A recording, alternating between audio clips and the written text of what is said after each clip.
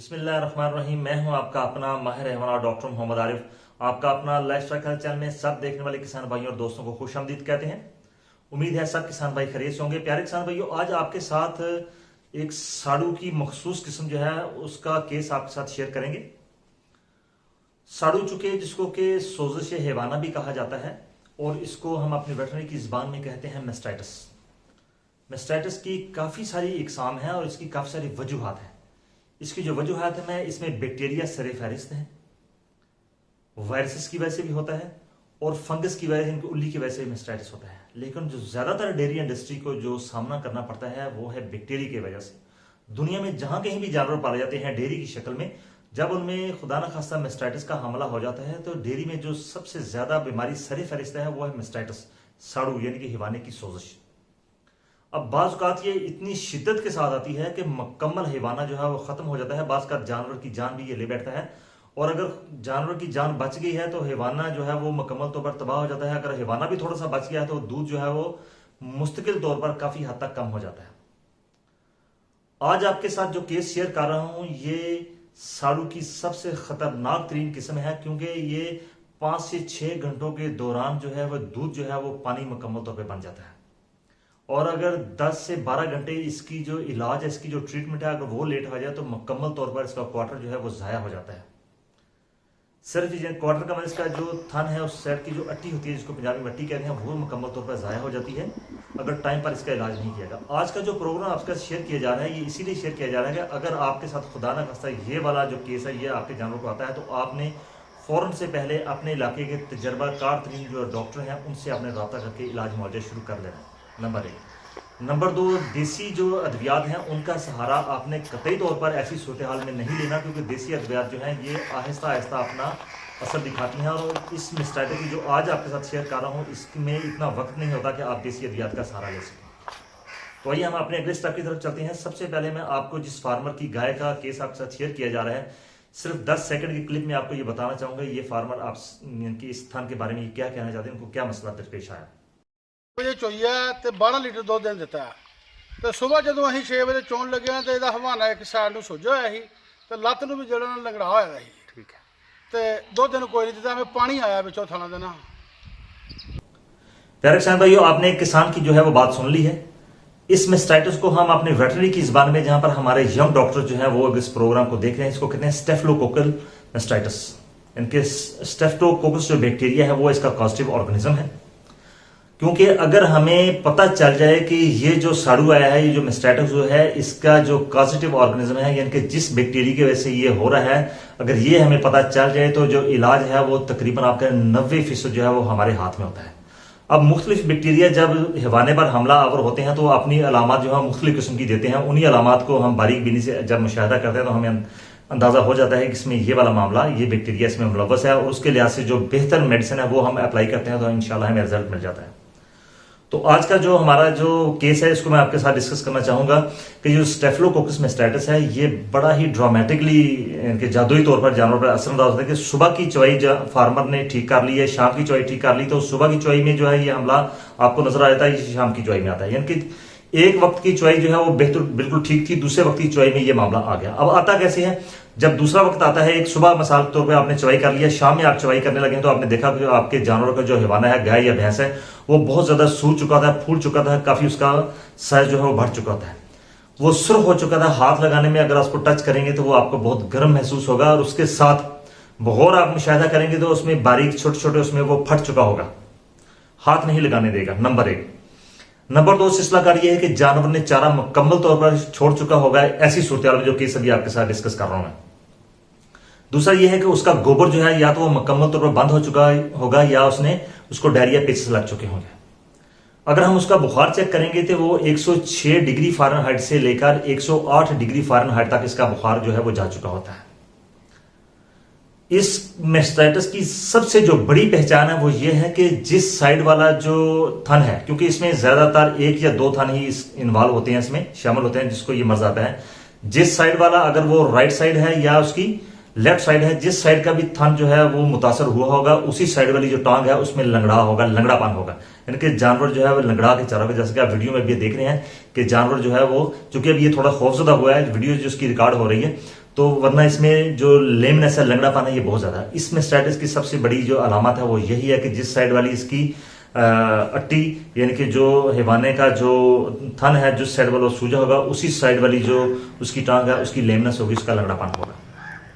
अगली इसकी सबसे बड़ी अलामत यह है कि इसका दूध जो है वो पानी बन चुका होता है। जैसे कि अभी मैं आपको दूध दिखा रहा हूँ, ये दूध जो है ये पानी में कन्वर्ट, जो है गाढ़े पानी में कन्वर्ट हो चुका है, उसमें बदल चुका है। और इसमें आप देख रहे हैं कि मोटे मोटे दूध के जमे हुए फ्लैक्स जो हैं, वो क्लाट्स जो हैं वो भी साथ आ रहे हैं। अगर आप इसके हवाने को देखें कि आप देख रहे हैं कि स्ट्रिपिंग हम इस कर रहे हैं कि दूध निकाल रहे हैं इसके थन से, लेकिन फिर भी उसके मुंह के आगे आके एक छोटा सा छिछड़ा जो है वो जमा हो गया, उसको काफी जोर लगा के बाहर निकाला है, लेकिन एक और आप देख रहे हैं कि छिछड़ा उस थन के आगे लटका हुआ है। इसमें एक तो इसमें ये प्रॉब्लम आ जाती है। सबसे ज्यादा इसमें खतरनाक बात वो ये है कि ये चंद घंटों के दौरान फाइब्रोसिस हो जाती है। सादा अल्फाज में फाइब्रोसिस समझाने का मतलब है एक सफेद रंग की एक झिल्ली जो है वो थन के जो दूध बनाने वाले सेल उनकी इर्द गिर्द चढ़ जाती है। जो जो ये लेट होता जाता है ट्रीटमेंट, तो जो मेडिसिन हमने यहाँ इसमें इस्तेमाल करनी होती है वो मुकम्मल तौर पर अंदर जज़ब नहीं हो पाती। प्रोग्राम दिखाने का मतलब यह है जहां जहां इस दोस्त इस प्रोग्राम को देख रहे हैं और अगर उनकी जिंदगी में या कहीं उनके यार जो दोस्त हैं या दूसरे किसान भाई हैं उनको ये प्रॉब्लम आ जाती है, तो फौरन से पहले अपने डॉक्टर से रिज्यू करना है ताकि वो आके इसका इलाज मुआवजा करें। क्योंकि अगर इसकी शिद्दत बहुत ज्यादा हो जाए और ये 24 घंटे से ज्यादा हो जाए तो मुकम्मल तौर पर परमानेंट वो जो इसका क्वार्टर है या थन है वो मुकम्मल तौर पर जाया हो जाता है और दूध इसमें नहीं रहता। अब इसी की मैं एक और आपको सूरत दिखाता हूं। ये तो थी एक्यूट फॉर्म, यानी कि फौरी आ गया, 4 से 5 घंटे के अंदर ये मामला आ गया। बाज़ का आपने देखा होगा कि आपका जो जानवर का जो थन है वो आहिस्ता आहिस्ता दूध उसमें कम होता जाता है, कभी कभार उसमें छिछड़े आना शुरू हो जाते हैं, छोटे छोटे इनके ब्लड इसके मिल्क के क्लॉट से दूध पूरा होता है। एक इसकी और सबसे बड़ी लामत होती है कि अगर ये वाला मामला आ जाए कि काफी लंबा ये चला गया है तो पहली 5 से 6 धारें जो है वो पतली पानी वाले दूध की होंगी, उसके बाद असल दूध शुरू हो जाता है। ऐसी सूरत हाल में भी जानवर जो फार्मर है वो इसको नजरअंदाज कर देता है। डॉक्टर के पास उस वक्त आता है जब उसका दूध आधा किलो या 1 पाव या आधा किलो रह जाता है, फिर वो डॉक्टर के पास ट्रीटमेंट के लिए आता है। ये सूरत हाल में उसने अपना टाइम जो है गंवा दिया होता है। ऐसी सूरत हाल में आप अपने जानवर का जो एक ट्रीटमेंट जो है वो आप स्टार्ट कर लें और दूध जो है उसको लेबोरेटरी में आप कल्चर सेंसिटिविटी टेस्ट के लिए आप लाजमी भेज दें ताकि पता चल सके कि इसमें कौन सा बैक्टीरिया है, ताकि टाइम जाया ना हो। अभी आ जाते हैं इसके इलाज मुआवजे की तरफ। इलाज मुआवजे में आपको अपना जाती एक्सपीरियंस दूंगा। जब बहुत ज्यादा स्वेलिंग हो, इनके हवाना जो है बहुत ज्यादा फूल चुका है, बहुत ज्यादा स्वेलिंग हो चुकी है, इन्फ्लेमेशन बहुत ज्यादा हो चुकी है, तो जब इन्फ्लेमेशन बहुत ज्यादा हो चुकी है तो ऐसी सूरत हाल में क्या होता है कि जो खून की बारीक नालियां हैं वो प्रेस हो जाती हैं और क्वार्टर को पूरा ब्लड नहीं मिल रहा था और उसके स्लफिंग होने के चांसेस यानी कि उसके गलने सड़ने के चांसेस बहुत ज्यादा बढ़ जाते हैं। सबसे पहले आप कोशिश कीजिए कि आप स्टीरॉइड का आपने एक सिंगल डोज है वो लाजमी देनी है, जिसमें प्रेडनिसोलोन जो है वो सरीफिर 10 सीसी आपने प्रेडनिसोलोन जो इंजेक्शन है ये आपने इसको देना है। अगर आपका जानवर प्रेग्नेंट है तो फिर इससे आप मुहतात रहिए। अगली जो सूरत हाल है इसमें आपने जानवर को देना है पेन किलर देना है, यानी कि दर्द भी खत्म करे और इसकी सूजन भी खत्म करे। इसके लिए हमारे पास इंजेक्शन फ्लूनिक्सिन मेग्लोमाइन यानी कि लोक्सन की शक्ल में यह आपने 20 ml देना है। अगर आप ये नहीं देना चाहते तो इसकी जगह और है कीटोप्रूफन आपने 10 ml जो है वो जानवर को देना है इसके, और ये आपने लगातार 3 से 4 दिन आपने इस्तेमाल करना है ताकि हैवानी की सोजिश भी कम हो जाए और जानवर का जो लंगड़ापन है वो भी काफी हद तक जो है वो बेहतर हो जाए। इंशाल्लाह वो दूसरी खुराक पे ही ये ठीक हो जाता है। अभी आ जाते हैं एंटीबायोटिक थेरेपी पर। एंटीबायोटिक थेरेपी जो मैं इस्तेमाल करता हूं उसमें इंजेक्शन टाइलोसिन बहुत ही बेनिफिशियल है, बहुत ही मुफीद है। टाइलोसिन जो है 20% आपने इसकी 20 ml जो खुराक है दिन में 1 मरतबा देनी है, और इंजेक्शन जेंटामाइसिन 10% 10% जो है जेंटामाइसिन, इसकी डोज आपने 15 से 20 ml जानवरों के वजन के लिहाज से आपने दिन में 1 मरतबा देनी है। 24 घंटों में आपने ये देनी है। अगर शिद्दत बहुत ज्यादा है तो जेंटामाइसिन की पहले दिन आपने 1 डोज सुबह देनी है, 1 शाम को देनी है। इसके बाद आपने रोजाना जेंटामाइसिन जो है वो 1 मरतबा देना है। इंजेक्शन मेप्रासान या सीपीएम क्लोरोफेनोमेन जो है ये आपने 10 ml जो है 2 दिन लाजमी चलाना है, क्योंकि जब भी फाइब्रोसिस होती है तो एलर्जिक रिएक्शन होने के चांसेस बहुत ज्यादा होते हैं, ताकि ये भी कम हो जाए। और इंशाल्लाह दूसरी, तीसरी, चौथी और 5वीं खुराक तक जो है ये हिवाना जो है मुकम्मल तौर पर इसकी स्वेलिंग जो है वो दूर हो जाती है और दूध जो है वो वापस अपनी असली हालत में आ जाता है। लेकिन शर्त यह है कि फौरन से पहले इसकी ट्रीटमेंट शुरू की जाए। अब इससे बचना कैसे है आपने? इससे बचने का किसी भी किस्म का जो हिवाना है उससे हिवाने का जो मर्ज है उससे बचने का सबसे पहला तरीका है सफाई। अगर आपने अपने डेरे पर सफाई का भरपूर ख्याल रखा हुआ है तो आपको मैं इस चीज की गारंटी देता हूं कि आपके डेरे में 90% जो बीमारियां वो नहीं आएंगी, क्योंकि ये स्टेफिलोकोकल जो मेस्टाइटिस है ये बाहर से आता है। जानवर के जिस्म पर ये जरासीम जो है परवान चढ़ते हैं, वहीं इनकी कोलोनाइजेशन होती है। इनके 1 से 2, 2 से 4 और हजारों लाखों की तादाद में हो जाते हैं।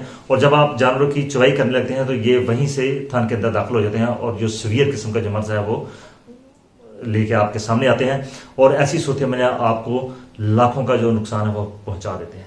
उम्मीद है आपने इससे काफी कुछ सीख लिया होगा। अगर फिर भी कोई चीज रह गई है तो आप कमेंट बॉक्स में मुझसे पूछ सकते हैं और आप इस प्रोग्राम को अपने दूसरे किसान भाइयों और दोस्तों तक और जो हमारे यंग डॉक्टर्स हैं वो इसको जरूर अपने दूसरे साथियों तक लेके जाएं, क्योंकि एक और भी मेस्टाइटिस की किस्म है जिसको हम कहते हैं इकोलाई की वजह से होता है, कोलीफॉर्म मेस्टाइटिस कहते हैं। इसकी और इस मेस्टाइटिस की अलामात जो है वो तकरीबन मिलती जुलती हैं, लेकिन इनमें चंद जो पॉइंट है उनका बहुत ज्यादा फर्क है।